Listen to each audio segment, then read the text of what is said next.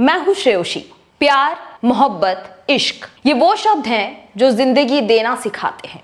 लेकिन आज उत्तर प्रदेश से लेकर पूरे देश में इसी इश्क और सनक ने एक ऐसा खूनी रूप अख्तियार कर लिया है जिसे सुनकर किसी भी इंसान की रूह कांप जाए। क्या कोई इस हद तक हैवान हो सकता है कि एक तरफ वो ईद की दावत पर बुलाए और दूसरी तरफ बकरा हलाल करने की बात कहकर अपनी ही 17 साल के दोस्त का सीना चाकू से छलनी कर दे और कत्ल के बाद बिना किसी पछतावे के सोशल मीडिया पर वीडियो डालकर कहे तुम्हारे भाई ने मर्डर कर दिया है। ये खौफनाक हकीकत गाजियाबाद के खोड़ा की है, लेकिन सनक की ये कहानी यहीं खत्म नहीं होती। फिरोजाबाद चलिए, जहां एक तरफा प्यार में पागल एक सरफिरा आशिक ने एक माँ के सामने शादी का प्रस्ताव रखा। वो माँ अपने 1.5 साल के कलेजे के टुकड़े की खातिर मना कर देती है और जानते हैं वो राक्षस क्या करता है? उस 1.5 साल के मासूम बच्चे को फर्श पर 1 नहीं, 2 नहीं, 3 नहीं बल्कि 8 बार पटक पटक कर बेरहमी से मार डालता है। ये कैसी आशिकी है?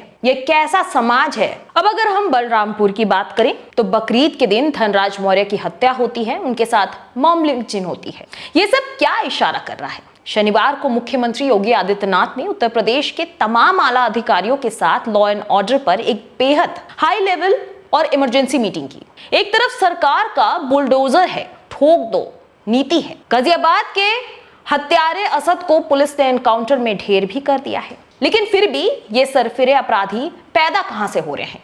आज व्यवस्था के साथ साथ समाज की सोच पर भी कड़ा एक्सरे करेंगे हम ये स्पेशल रिपोर्ट पर। देखिएगा, क्योंकि सवाल आपकी और हमारी सुरक्षा का है। शुरुआत करते हैं गाजियाबाद के खोड़ा इलाके से, जहां ईद के दिन दोस्ती के नाम पर एक ऐसा कलंक लगा जिसे समाज कभी भूल नहीं पाएगा। महज 17 साल का सूर्या चौहान, उसे अंदाजा भी नहीं था कि ईद की मुबारकबाद देने का न्योता उसकी मौत का वारंट बनकर आया है। उसका दोस्त मोहम्मद असद उसे और उसके 3 साथियों को बुलाता है। बातचीत के दौरान अचानक असद और उसके साथी कहते हैं तुमने कभी बकरा हलाल होते हुए देखा है? और इससे पहले कि सूर्य कुछ समझ पाता, सरेआम उस पर चाकुओं से ताबड़तोड़ वार कर दिया जाता है। 17 साल का बच्चा तड़प तड़प कर वहीं दम तोड़ देता है। हैवानियत की हद तो तब पार हो गई जब कत्ल के बाद मुख्य आरोपी असद ने सोशल मीडिया पर एक वीडियो साझा किया। चेहरे पर ना तो कोई शिकन, ना कोई डर,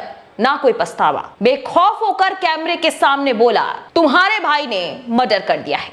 इस दुस्साहस ने योगी सरकार और यूपी पुलिस के इकबाल को चुनौती दी थी। नतीजा, मुख्यमंत्री योगी आदित्यनाथ के कड़े निर्देश के बाद पुलिस एक्शन में आई। पुलिस ने घेराबंदी की, दोनों तरफ से गोलियां चली और हत्यारे मोहम्मद असद को पुलिस ने एनकाउंटर में मार गिराया। असद के मददगार पिता और उसके बाकी साथी फिलहाल सलाखे के पीछे हैं। संतों ने इस घटना की घोर निंदा की। राजनीतिक गलियारों में वार पलटवार का माहौल देखने को मिला, लेकिन सवाल वही है कि आखिर कानून का डर इनके भीतर क्यों नहीं है और ये अपराधी आखिर कहां से पनप रहे हैं?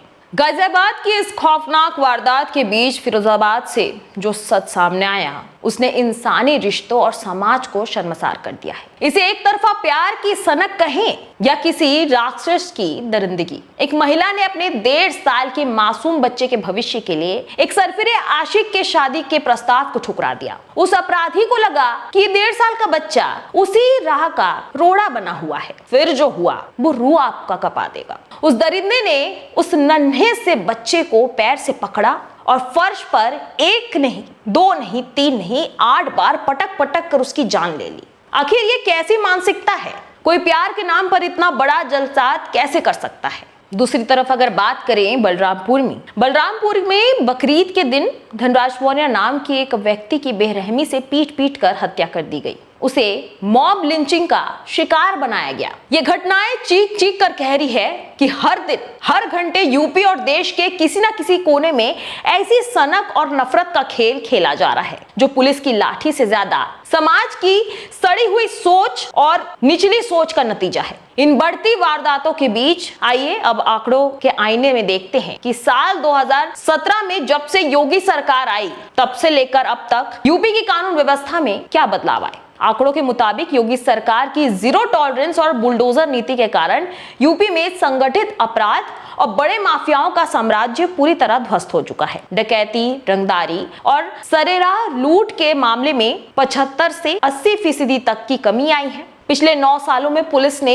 सख्त कार्रवाई करते हुए अपराधियों की अवैध संपत्तियों को मिट्टी में मिला दिया है। महिलाओं की सुरक्षा के लिए मिशन शक्ति जैसे कड़े कानून लगाए गए हैं। लेकिन सरकारी आंकड़ों का दूसरा पहलू ये भी दिखाता है कि जहां संगठित गैंग्स खत्म हुए हैं, वहीं घरेलू हिंसा, आपसी रंजिश और एक तरफा प्यार या सनक में होने वाले व्यक्तिगत अपराधों का ग्राफ पिछले कुछ समय में पुलिस के लिए सिरदर्द बन गया है। शायद यही वजह है कि मुख्यमंत्री योगी आदित्यनाथ ने राज्य के तमाम उच्च अधिकारियों, खुफिया एजेंसियों और पुलिस कप्तानों के साथ एक बेहद अहम और हाई लेवल बैठक की। सूत्रों के मुताबिक इस बैठक का एजेंडा साफ था। यूपी में अपराधियों के खिलाफ चल रहे ऑपरेशन क्लीन को और धार दिया जाए। मुख्यमंत्री ने साफ लफ्जों में कहा कि कानून व्यवस्था से खिलवाड़ करने वाले, चाहे वो किसी भी मजहब या जाति के हों, बख्शा नहीं जाएगा। बुलडोजर नीति और एनकाउंटर का फ्री हैंड आगे भी जारी रहेगा, लेकिन पुलिस को उन छोटे और सरफिरे अपराधियों पर भी नकेल कसनी होगी जो मोहल्ले में रहकर ऐसे खौफनाक वारदातों को अंजाम देते हैं। योगी सरकार की पुलिस अपराधियों को एनकाउंटर में मार गिरा रही है। असद मारा गया, बाकी जेल में सड़ेंगे, बुलडोजर भी चलाया जाएगा। लेकिन हमारा सबसे बड़ा सवाल आज उत्तर प्रदेश के सिस्टम के साथ साथ इस समाज से भी है, आपसे है और हमसे है। पहला सवाल कि पुलिस एनकाउंटर करके एक अपराधी को खत्म कर सकती है, लेकिन समाज में हर दिन पैदा होने वाली इस राक्षसी और सनकी सोच का एनकाउंटर कैसे होगा? दूसरा, ईद के दिन बकरा हलाल करने की बात कहकर दोस्त की जान ले लेना या शादी से मना करने पर 1.5 साल के बच्चे को फर्श पर 8 बार पटक पटक कर मार देना, ये कौन सी मानसिकता है? हमारा युवा आखिर अब किस दिशा में जा रहा है? तीसरा, क्या हमारा सोशल मीडिया, हमारा परिवेश इन बच्चों को बेखौफ और क्रूर अपराधी बना रहा है? कत्ल के बाद वीडियो बनाकर डालना, क्या कानून का डर वाकई खत्म हो चुका है?